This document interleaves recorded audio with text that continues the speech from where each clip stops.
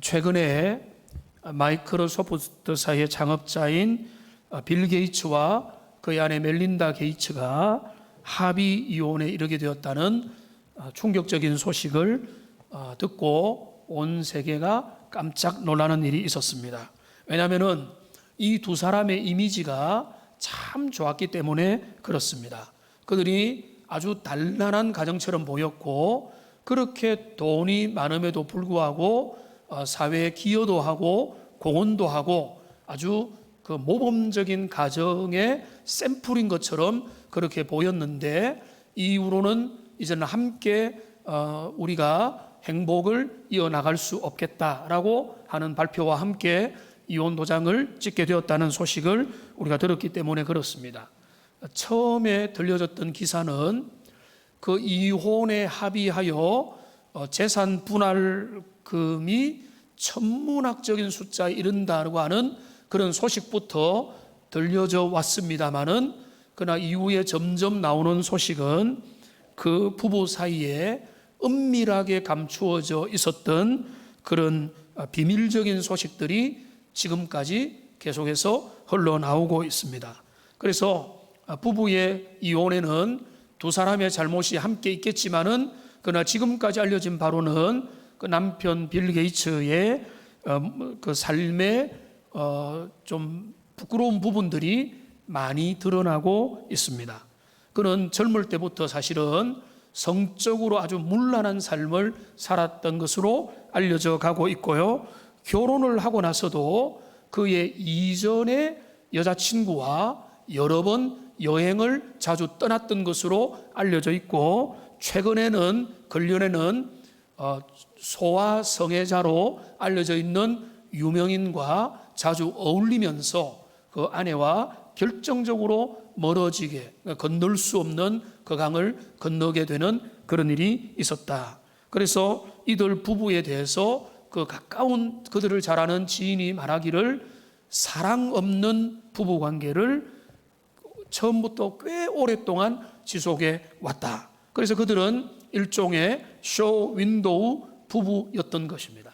남들이 볼 때, 사람들이 볼 때 부럽고, 야, 모범이 되고 모델이 되고 샘플이 되고, 이 정도가 되면은 정말로 저런 삶이 정말로 복받은 삶이라고 했던 그런 이상적인 모습을 연출하고 보여줬지만은, 그 부부관계 가정 속에는 처음부터 금이 가고 있었고, 깊은 구석에서부터 부부의 관계는 깨어져 가고 있었다는 사실을 우리가 알게 되는 것입니다.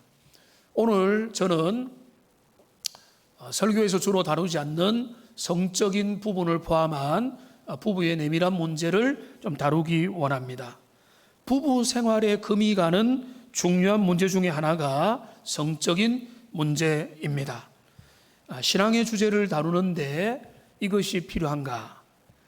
여러분, 우리가 거룩이라고 할 때 사람들이 생각할 때 그거는 영적으로 하나님과만 관계된 것이다 라고 생각하겠지만은, 성경은 그렇지 않습니다. 성경은 우리가 거룩이라고 할 때 하나님 앞에 거룩한 생각과 태도를 말할 뿐만 아니라 성적인 육신의 거룩도 반드시 거기에 포함되어 있어야 된다는 것을 빠짐없이 끊임없이 말해주고 있는 것입니다. 대표적인 성경 구절이 데살로니가전서 4장 3절 말씀인데요, 우리 같이 한번 읽어보겠습니다. 하나님의 뜻은 이것이니 너희의 거룩함이라 곧 음란을 버리고. 자, 하나님의 뜻, 우리의 거룩이죠. 거룩의 핵심이 뭡니까? 음란을 버리는 겁니다. 성적으로 거룩하다는 것입니다. 여러분 중에 목사님 민망한데, 그리고 이 거룩한 강단에서 아름다운 말씀, 영적인 말씀, 교양이 되는 말씀, 거룩하고 하나님을 더 잘 믿은 말씀을 말해줘야지, 이 약하고 종기로운 시간에 뭐 그런 어떤 인간의 속에 있는 이야기, 그리고 애매한 이야기, 겉으로 말하기 어려운 그런 이야기를 꺼냅니까? 라고 말을 하겠지만은, 저는 오히려 되묻고 싶습니다. 성경이 뭐라고 말하는지. 하나님의 말씀은 우리에게 어디를 주목하라고 이야기하는지를 우리가 살펴보기 원하는 겁니다. 그래서 저는 세상에 있는 가십거리를 이야기하는 것이 아니라 성경 말씀을 통하여 주님이 우리에게 성적인 거룩을 요청하시는 그 의미와 그 중요성을 함께 살펴보기를 원합니다.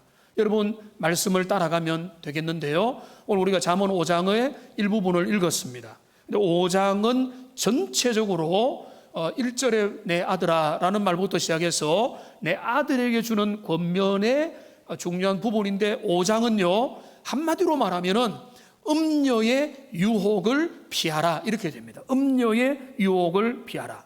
음녀의 유혹을 피하라는 것은 음란의 문제를 해결하고 성적인 부정과 성적인 죄악의 문제를 너는 젊어서부터 또 결혼관계를 통해서 보호하고 지키고 너의 삶을 잘 살펴야 된다. 이 부분을 여기에서 본격적으로 이야기를 하고 있는 것입니다. 5장 전체가 그 문제를 다루고 있거든요.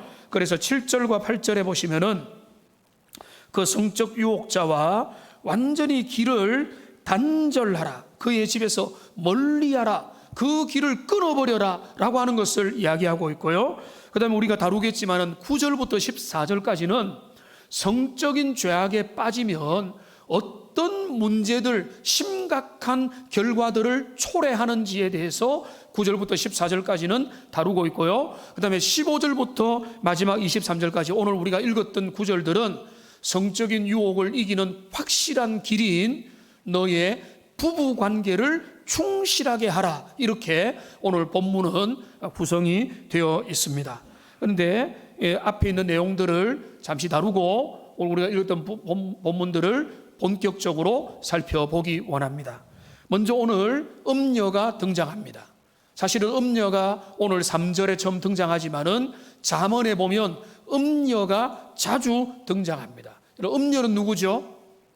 음란한 여자인데 잘 해석했다고 봅니다만 원래의 정확한 뜻은요 낯선입니다. 낯선 사람, 낯선 사람인데요. 그러니까 이 낯선, 원래 정확한 뜻은 모르는 사람, 타인, 외국인, 장녀, 이런 다양한 뜻을 가지고 있는 사람인 겁니다. 그러니까 음녀는 특정한 계층과 특정한 계급과 어떤 직업을 의미하지 않습니다.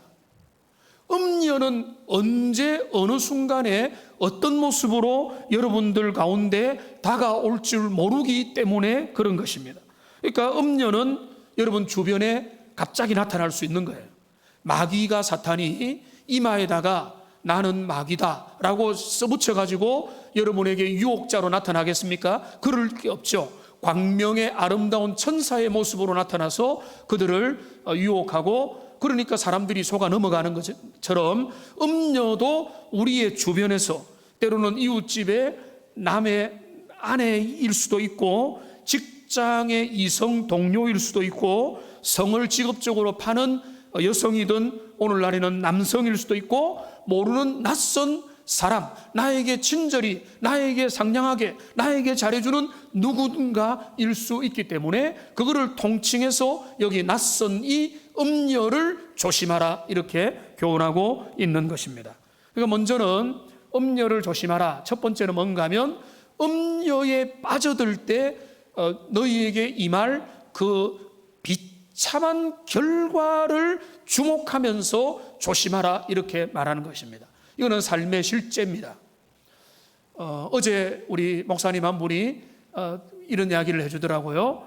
이번에 어린이 보호법이 통과되면서 그 아이들 그 30km, 시속 30km 이거를 위반하게 되면 과거에 비해서 벌금이 3배로 올라갔습니다 라고 하는 이야기를 해주더라고요. 훨씬 더 조심하게 되겠죠. 벌금이 3배로 4만 원이었으면 12만 원을 내야 되는데 벌금이 10배라고 생각을 해보세요.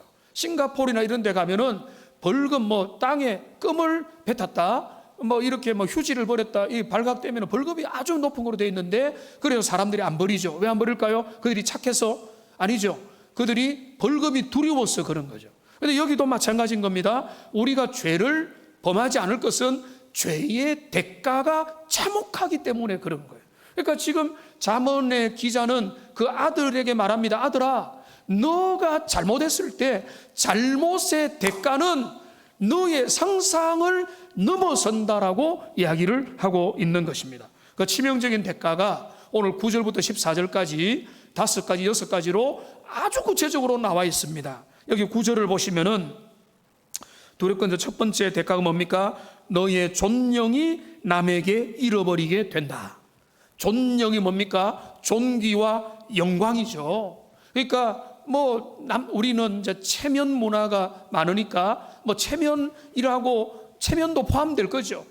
염치를 잃어버려. 그러니까 너의 존귀함과 영화와 너 존재라고 하는 것을 사람들이 디스카운트하여 보게 된다는 것이죠. 너의 존영을 잃어버리게 돼. 사람들이 우리의 부족함과 연약함과 그 죄악들을 알게 되면, 공개되면은 누구라도 그 존영이 잃어버리는 그런 결과가 나타나게 되는 거죠. 두 번째는 뭡니까?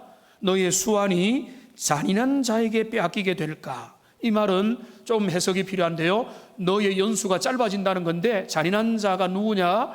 해석이 몇 가지가 가능하겠지만 제일 정당하고 합법적인 해석은 너가 부정하게 간음하여 했던 그 간음한 자의 남편이라고 보는 것이 타당할 거라는 거예요. 그러니까 그 남편이 속에 불이 일어나서 그 음란을 행음을 한 상대방이나 그 아내를 향해서 그 복수심으로 부글부글 끓지 않겠습니까? 그러니까 그 주체하지 못하는 마음으로 인해서 누군가를 죽이게 될 수도 있다는 거죠. 오늘날에도 그런 일이 일어나잖아요. 배우자의 부정을 목격하거나 알게 된 사람이 상대방이나 누군가를 아주 참 끔찍한 일을 행하는 일들을 보게 되는데, 고대에도 마찬가지인 거예요. 그러니까 너의 수명이 짧아질 수 있다는 거예요. 뒷감당을 못하게 될 수 있는 일이 있다는 것이고, 세 번째로 10절에 뭐라고 했습니까? 타인이 내 재물로 충족하게 되며 내 수고한 것이 외인의 집에 있게 될까 하노라. 너희의 집안에 살림이 거덜나게 된다. 여러 가지 이유들이 있겠죠. 그것을 문제를 무마한다고, 아니면 위자료를 지불한다고, 아니면 입막음을 하고 여러 가지 일들을 대처하고 그 모든 것들을 해결을 하려고 한다 보면은 엄청난 물질이 다른 데로 어느 순간에 보니까 다 옮겨져가 있더라. 밑 빠진 독에 구멍 빠진 독에 물을 붓듯이 거기에 엄청난 물질적인 손해가 거기에서 일어날 수 있게 된다는 거죠. 그리고 그뿐만 아니죠. 그 정욕을 위해서 돈을 쓰고, 예를 들어서 유흥업소에 가가지고 그 사람을 자기에게 잘해주는 달콤한 말로 현혹하는 사람에게 돈을 막 지불하면서 하면은 가산이 탕진될 수밖에 없는 거 아니겠습니까? 그뿐만 아닙니다. 11절은 더 구체적으로 말합니다. 두렵건대 마지막에 이르러 너의 몸 내 육체가 쇠약할 때에 내가 한탄하여 말하기를 내가 어찌하여 훈계를 싫어하며 내 마음의 구지런을 가벼이 여기며 청종하지 아니하였던 거, 늙어서 땅을 치며 후회하게 된다. 왜 후회하게 될까요? 아내에게 무시당하고 자녀에게 존경받지 못하고 주변에서 손가락질 당하게 되는 일이 일어나니까 내가 왜 그랬을까라고 늦게 후회를 하게 된다는 것이죠. 여러분이 이 내용을 보면 너무나 실제적입니다.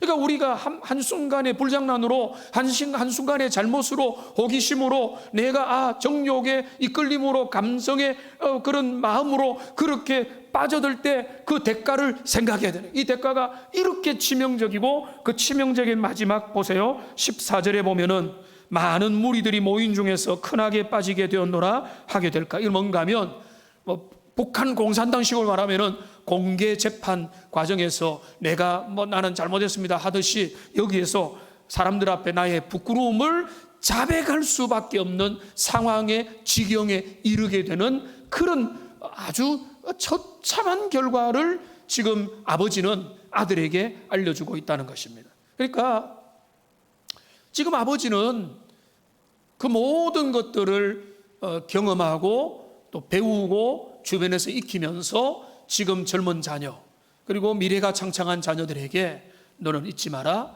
너의 삶에 너의 몸을 너의 성적인 욕망을, 너의 감성을, 너의 육체의 그것들을 함부로 너가 사용을 하는 것은 너의 삶에 엄청난 손해를 입히게 될 것이다 라고 경고를 하는 것입니다.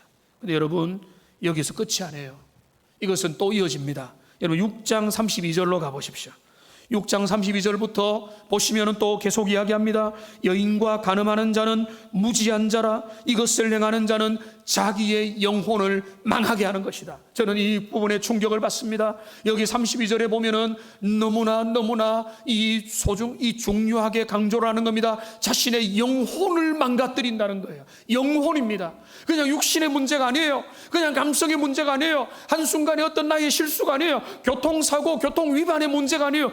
영혼을 파괴시키는, 영적으로 파괴하고 내면을 파괴하고 심리적으로 파괴시키고 인생의 모든 것들을 무너뜨리는 잘못의 문제가 바로 이 육신의 욕망에 너의 마음을 뺏겨버리는 그것이 거기에 노출된다는 거예요. 그뿐만 아니죠. 계속 띄워주세요. 33절에 보면은 상함과 능욕을 받게 되는 겁니다. 부끄러움을 씻을 수 없게 되어서 34절에 보면은 앞에 있는 해석과 동일한 겁니다. 그 남편이 투기로 분노하여 원수 갚는 날에 용서하지 아니하고 어떤 보상도 받지 아니하고 선물을 줄지라도 듣지 않는 말은 뭔가 하면 그 행엄한 배우자, 행엄한 여인의 남편이든지 나의 아내든지 아니면 여성이 행음을 했다면 그 여성의 남편이든지 아니면 상대방의 아내든지 그들이 견딜 수 없는 복수심으로 증오로 인해서 당신을 가만두지 않게 될 것이다 라고 하는 5장의 내용과 똑같은 말을 이야기하고 있는 것입니다.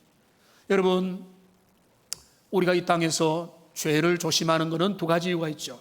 하나님의 자녀니까 하나님 앞에 원래부터 관심도 없고 의를 지켜가는 것도 있지만은 죄의 대가와 죄의 징벌을 알기 때문에 두려워하는 겁니다. 그 죄를 지으면 그 죄에 대한 대가를 지불해야 된다. 오늘날 좋습니다. 간통죄가 폐지가 되어서 그런 세상에 자유가 있다고 그들에게는 이제는 더 이상 형법상의 죄의 그런 것을 받지 않지만은 이 본문의 말씀 보면은 이 행음의 죄악, 성적인 문란의 죄악은 엄청난 영혼의 손실을 안겨주고 그 삶의 손해로 남게 된다는 것을 성경은 분명히 교훈하는 것입니다. 그러니까 여기 아들아, 내 딸아, 내 자녀들아, 너희가 너희의 삶의 길을 걸어갈 때 너희가 세상의 성공도 중요하고 세상에서 다른 것 잘하고 공부 열심히 하고 멋지게 살아가고 능력을 발휘하는 것도 중요하지만은 너희의 성적인 거룩을 너희가 중요하게 생각하고 그 부분에서 싸움에서 절대로 지지 말 것을,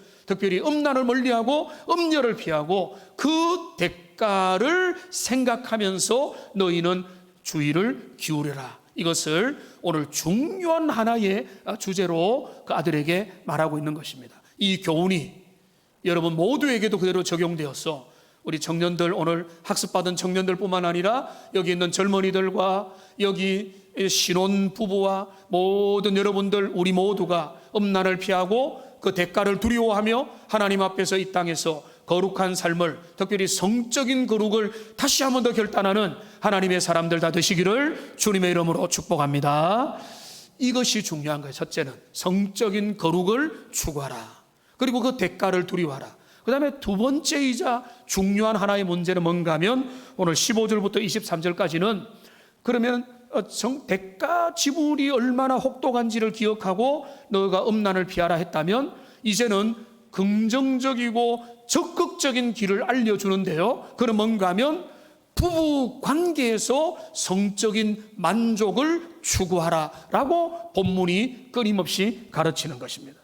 그러니까 여기에서 말하는 것은 뭔가 하면 너는 그 부부 관계에서 너에게 주어진 그 모든 합법적인 아내와 남편의 관계에서 아내를 즐거워하고 남편을 즐거워하고 서로가 서로를 귀하게 여기며 그들이 서로 친밀할 뿐만 아니라 육체적으로도 친밀한 관계 속으로 함께 즐거워하는 관계에서 성적인 유혹을 벗어나고 피할 수 있는 것이다. 오늘 15절 말씀을 여러분 보시면요, 뭐라고 말하고 있습니까? 너는 내 우물에서 물을 마시며 내 샘에서 흐르는 물을 마시라. 여기 우물이라는 표현이 있고 셈이라는 표현이 있습니다. 그리고 18절에 보면 내 셈으로 복되게 하라. 오늘 설교 제목이죠. 내 셈이라고 하는 게 있습니다. 자, 우물과 셈.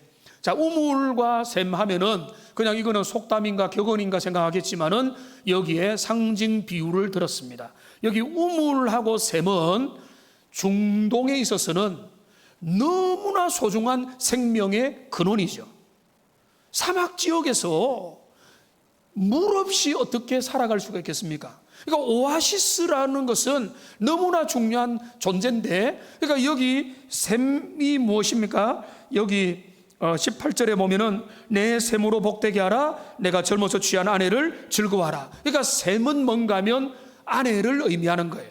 그러니까 내 셈과 내 우물은 아내, 그러니까 가정의 행복의 원천, 가정의 생명의 기반, 그래서 가정에 함께 즐거움을 끊임없이 일으키는 기반이 뭔가 하면 아내라고 여기서 보고 있는 것입니다.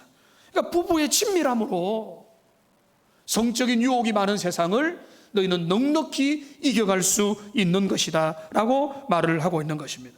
그러니까 내 샘으로 복되게 하라는 것은 샘물이 넘쳐나게 하고 그 샘물의 맑은 샘물이 너희가 먹고 마시면서 함께 거기에서 해가람을 얻고 즐거워하며 기뻐하며 그 가정을 통해서 행복을 누리라는 겁니다. 여기 젊은 신혼부부가 있죠. 신혼부부들에게는 그런 자연스럽게 그런 일들이 일어나겠지만은 그것이 일평생 지속되도록 하라는 것입니다.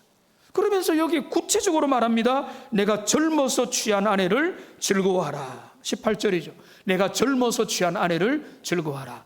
여러분, 이거를 문법적으로 젊어서 취한 아내 하면은 세 가지 해석이 가능합니다. 복잡하죠. 몇 가지 해석 가능하다 계속 이야기하니까 뭐 성경을 단순하게 볼 수 없는가? 여러분이 단순하게 보려고 제가 좀 설명을 해드리는 겁니다. 젊어서 취한 아내는 세 가지 해석이 가능해요. 첫째는 뭔가 하면 젊음을 너에게 바친 아내라고 하는 해석이 가능합니다. 그 다음에 두 번째는 젊은 시기에 결혼한 아내, 뭐 이것도 가능하고요. 그 다음에 세 번째는 뭔가 하면 젊은 아내도 가능해요. 지금 젊은 아내. 그러니까 지금 젊으니까 아내가 젊고 싱싱하고 하니까 너는 즐거워하라. 그러면 이 3번의 해석은 좀 앞뒤가 안 맞는 말이죠. 그러니까 1번 아니면 2번인 거예요. 젊음을 내게 바친 아내, 젊어서 너와 함께 부부의 연을 맺은 아내. 여러분, 조강지처라는 말 여러분 아시죠? 근데 정확한 뜻을 아세요? 저도 잘 몰랐는데 찾아보니까 지게미와 쌀겨로 끼니를 이어가며 고생을 같이 해온 아내가 조강지처더라고요. 그 의미는 다 알고 있지 않습니까? 젊어서 취한 아내. 내가 젊어서 취한 아내. 저는 이 말씀 묵상하다가 제 아내 생각이 또 났습니다. 그러니까 저는 이 해석이 젊은 날, 나도 젊었지만은 젊은 아내가 함께 언약을 맺어서 결혼 관계 속으로 들어와요. 함께 부부가 되어 지금까지 왔습니다. 20년 이상을 달려왔습니다. 근데 이거를 젊어서 취한 아내는 뭔가 하면 젊음을 바쳐서 여기까지 함께 온 아내, 이렇게 하니까 제가 왜 좀 마음이 또 이렇게 뭉클하면서 어떤 생각이 났는가 하면 작년에 아내가 암 진단을 받았던 그때가 다시 생각이 나. 눈에 눈물이 깜짝 나면서 내가 내 아내를 정말로 사랑하면서 귀하게 최근에 여기면서 그렇게 해오지 못했던 모습들이 생각나면서 어떤 의미에서 진짜 꽃다운 젊음을 헌신하여 제게 온 아내잖아요. 일전에 한번 말씀드렸습니다만 지금도 시간이, 그때는 제가 못 몰랐는데 시간이 지나면서 부끄럽고 아내한테 고맙고 미안한 것은 그때 부산에 미랄 웨딩센터라고 하는 데가 있는데 거기에서는 목회자 결혼하면은 할인을 해줬어요. 어떤 할인을 해줬는가? 목회자가 그 턱시도를 맞추면 부인 웨딩드레스를 끼워서 주는 1+1 행사를 했습니다. 그렇게 아내 웨딩드레스를 맞춰줬거든요. 그런데 그때 뭐 그런 생각 아무도 안 했어요. 씩씩하게 가가지고. 그런데 지금 생각하면 아내가 그거를 아무런 표현도 없이 즐거운 마음으로 와서 그 웨딩 드레스를 고르는 그 모습을 요즘 생각해 보면 참 귀하다.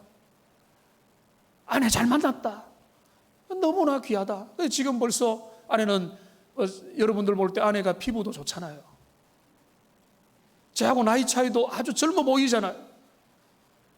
근데 아내는 제보고 여보 내 머리 속에 흰머리 봐라 하면서 흰머리도 보여주고 이제 50 넘어도 젊은 나이지만은 인생의 이제 시간들이 지내왔던 시간을 가만히 보면서 야 내가 참 아내에게 얼마나 부족한 남편이었나 이런 생각을 하게 되면서 눈물이 빙 돌았던 그러니까 이 본문이 그거를 다시 떠올리게 내가 젊어서 취한 아내. 그러니까 여러분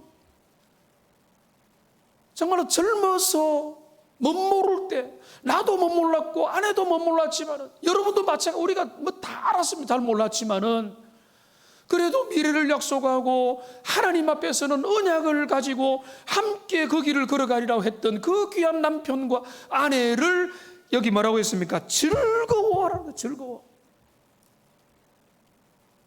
지금 나이 들었다고 지금 시간이 흘러가지고 이제는 젊지 않다고 그들을 구박하고 그들을 무시하고 그들을 연약하게 여기고 그들을 아무렇지도 않게 여기는 것은 여러분 인생 우리의 인생의 최고의 실패라는 거예요. 그러니까 가정생활 인생 경영의 제일로 중요한 것 중에 하나는 나의 짝이 되어준 아내 그 자체를 생각해서 나 같은 사람에게 아내가 되어주고 남편이 되어주고 함께했던 배우자를 귀하게 여기고 그를 즐거워하는 그것이 인생의 최고 행복이다. 이거를 함께 깨닫고 함께 결단하고 여러분의 귀한 아내를 조강지처 아내를 소중하게 여기기를 저와 함께 결단하는 여러분 모두가 되시기를 주님의 이름으로 축원합니다. 여러분 이렇게 돼야 되는 그러니까 아내를 즐거워하라. 여러분 신혼부부는요 자 신방 가보니까 막 정말로 너무 자연스럽게 즐거워해요. 눈을 볼 때 완전히 꿀이 떨어질 정도로 그렇게 즐거워하니까 그들에게는 염려할 게 없어요. 그런데 여기 보십시오. 오늘 19절 보십시오. 그 아내를 즐거워하라. 그는 사랑스러운 암사슴 같고 아름다운 암노루 같으니 너는 그의 품을 항상 족하게 여기며 그의 사랑을 항상 연모하라. 여러분 이 말은 무엇입니까? 여러분 그 아내를 바라볼 때 사랑스러운 암사슴 같고 아름다운 암노루 같다. 여러분 속으로 이렇게 생각하겠죠. 내 아내는 전혀 안 그렇다고. 옛날에는 그런 줄 몰랐는데 지금은 암노루 암사슴이 아니라 뭐 다른 비유는 생각나지 않지만은 이제는 정말로 밀은 곰투기처럼 보이고 매력 없는 사람 같다고 라고 생각할지 모르겠습니다. 우리의 시선에 문제가 생긴 것입니다. 다른 곳을 바라보기 때문에 그렇습니다. 미디어의 영향을 받고 세상의 영향을 받고 다른 것들을 바라보면서 거기에서 주입이 되어가지고 그런 것들을 가지고 끊임없이 그 배우자를 존재 자체로 사랑하는 마음을 가지지 않으니까 그들의 마음에 눈이 어긋나 있으니까 사랑스럽게 여기지를 않는 거죠. 여러분 사랑스럽게 여기면은 그 사람이 사랑스러워져 가는 겁니다. 사랑스럽지 않게 여기면은 사랑스럽지 않게 보이게 돼 있는 겁니다. 내가 사랑스럽게 여기고 귀하다, 사랑스럽다, 예쁘다, 존귀하다라고 인정하고 축복하면은 그렇게 보이는 거예요. 그러니까 여기에는 내가 감정이 끌린다, 내 마음이 뚫린다, 손을 잡으면 정말로 찌릿찌릿한다 그런 것을 말하는 게 아니라 그 부부의 결단을 의미하는 겁니다. 너의 아내를 소중하게 여기고 너의 남편을 즐거워하고 너의 아내를 귀한 줄 알고 그를 암사슴과 암노루 같게 여겨라는 겁니다. 세상에 아주 매력적으로 보이는 광고와 미디어가 제시하는 그런 것들을 여러분의 흠모의 대상으로 여기지 말고 내 옆에 있는 정말로 내가 다 속속들이 알고 있는 그 사람을 하나님 주시는 사랑의 눈으로 그를 암사슴처럼 암노루처럼 여기고 그 다음에 뭐라고 했습니까? 너는 그를 그의 품을 항상 족하게 여기며 그의 사랑을 항상 연모하라. 다른 데 여러분의 사랑을 주지 마십시오. 다른 쪽에 여러분의 관심과 에너지와 열정과 여러분의 마음을 쏟아부지 마십시오. 하나님을 제외한 인간적인 모든 이성을 향한 사랑은 부부관계에 집중해야 되는 겁니다. 아내에게 충실하고 남편에게 충실하고 여러분의 모든 힘과 에너지와 정력을 그 아내와 남편에게, 배우자에게, 서로에게 즐거워하는 것, 이게 하나님이 원하시는 그 결혼 관계 속에서 성적인 거룩을 이루는 주님의 방안이라. 오늘날 여기에 틈이 벌어졌습니다. 오늘날 거기에서 틈이 생긴 겁니다. 다른 쪽을 바라봅니다. 다른 대상을 흠모합니다. 다른 데 마음이 빼앗기고 그 힘이 빼앗기니까 거기에 우리가 가정에 집중을 하지 못하게 되는 것입니다. 여러분, 음녀가 누군지 아세요? 음녀를 잠언 2장에서는요, 음녀가 누구냐? 여기 2장 16절 17절에 보면은 이렇게 말합니다. 지혜가 또 너를 음녀에게서 말로 호리는 이방 계집에게서 구원하리니. 자, 17절 같이 읽겠습니다. 그는 젊은 시절에 짝을 버리며 그의 하나님의 언약을 잊어버린 자라. 음녀는 다른 사람이 음녀가 아니에요. 우리가 음녀가 될 수 있어요. 젊은 시절에 짝을 버리며 하나님의 언약을 잊어버려요. 언약 가운데서 부부의 도를 맺었기 때문에 서로가 서로에게 신의를 지키며 서로를 존귀 여기며 서로를 귀하게 여기고 사랑스럽게 여기고 서로에게 최선을 다하기로 맹세를 했는데 어느 순간에 서로를 시시하게 여기고 서로를 대면대면하고 서로가 남처럼 살고 다른 데 열정을 들고 다른 데 관심을 가지고 다른 데 마음을 둔다면 그게 바로 음녀로 나아가는 징조가 될 수 있다는 것입니다. 여러분, 무엇보다 한계를 만나고 어려움을 만날 때에 헤쳐나갈 힘이 있으려면은 우리가 가정이 튼튼해야 되는 것입니다. 결혼 관계가 무너져가고 있습니다. 기초에서부터 무너져가고 있습니다. 상징적으로 빌 게이츠 부부를 이야기했지만은 오늘날 모든 세상의 매스컴과 세상의 문화는요, 결혼 별거 아니다. 그거는 서로가 그냥 사랑하면 뜻이 맞으면, 조건이 맞으면, 양가가 맞으면, 함께 오래 살 것 같으면, 우리 결혼 생활하기에 이 뭔가 계산이 나오면 가능하겠다라고 하는 사회적 그냥 계약 정도로 생각을 하는 거예요. 우리 기독교 하나님의 사람은 다른 거죠. 사회적인 그냥 상거래 계약, 조건 계약이고 계약이 들어지면 언제든지 헤어질 수 있는 그런 게 아니라 이 결혼이라는 것은 언약적 관계로 들어가는 것이고 상호 서로 존중하고 서로를 귀하게 여기고.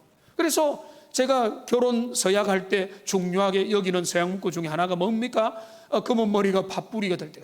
그래서 병들어 아플 때 우리가 고난과 역경이 우리 가운데 찾아올 때도 그럴 때 그 옆에 더 있어주며 함께 소중한 삶의 곁을 옆에 지켜주는 그것이 언약적 신실함이라는 것이고 이것을 우리가 잘 지켜가야 되는 것입니다.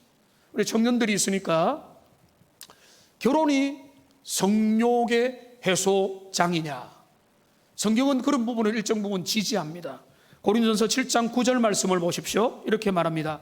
만일 절제할 수 없거든 결혼하라. 정욕이 불같이 타는 것보다 결혼한 것이 나으리라. 그래서 저는 젊은이들이 데이트 너무 오랫동안 하고 있으면은 빨리 결혼하라고 강권을 하는 이유가 여기 있는 겁니다. 그러니까 결혼은 우리의 삶의 유혹을 끄트릴 수 있는 아주 좋은 합법적이고 주님이 허락한 그런 부분이라는 것입니다. 그러니까 다시 오늘 원칙으로 돌아가면 오늘 잠언 기자는 우리에게 들려줍니다. 너희의 혼인관계에 충실하라. 너의 아내에게 충실하고 너의 남편에게 충실하고 그의 젊어서 취한 아내를 즐거워하고 그를 귀하게 여기고 사랑스럽게 여기고 그를 위하여 너의 모든 것들을 다하라. 이것이 즉각, 이것이 실제적인 행복의 비결이다라고 말을 하고 있는 것입니다. 그래서 이 말씀을 정리하겠습니다. 여러분, 인생의 다른 부분의 성취도 중요하겠지만은 오늘날 이 세상에 우리의 삶의 많은 부분이 무너지고 있는 이유를 가만히 영적인 눈으로 바라보면은 이 부분이 자리하고 있습니다. 은밀한 가운데 감추어져 있는 부부의 내밀한 부분에서 문제가 많이 생겨나고 있고, 젊은이들은 이 성적인 부분에서 엄청난 싸움과 전쟁을 벌이면서 이 부분을 가지고 씨름하기 때문에 저는 이런 표현이 가능할지 모르겠는데 머리 잘린 삼손과 같이 힘을 잃어버린 시대를 우리는 살아가고 있는 것입니다. 여러분 잘 기억해서, 여러분 젊을 때는 이 잠언의 교훈을 생각해서 여러분의 성적으로 정욕을 제어하며 거룩하게 주님을 사모하고 가능하면 하나님 앞에 기도함으로 빨리 혼인의 배우자를 찾아서 하나님 앞에서 맞는 배우자와 결혼관계로 들어가시고, 신혼부부를 비롯한 모든 부부들은 하나님이 허락하신 혼인관계에 정말로 집중하고, 시간이 지나고 이제 나이가 들었습니까? 늙었습니까? 늙었다면 더 아름답게 그 혼인관계 속에서 서로를 즐거워하는 가운데 함께 성장해가는 복된 가정이 되어서 가정을 허무는 여우를 몰아내고 아름다운 가정을 만들어서 험악한 세상, 유혹이 많은 세상 가운데서 하나님 앞에 거룩한 하나님의 사람으로 세워가는 복된 주의 백성들 다 되시기를 주님의 이름으로 축원합니다. 기도하겠습니다.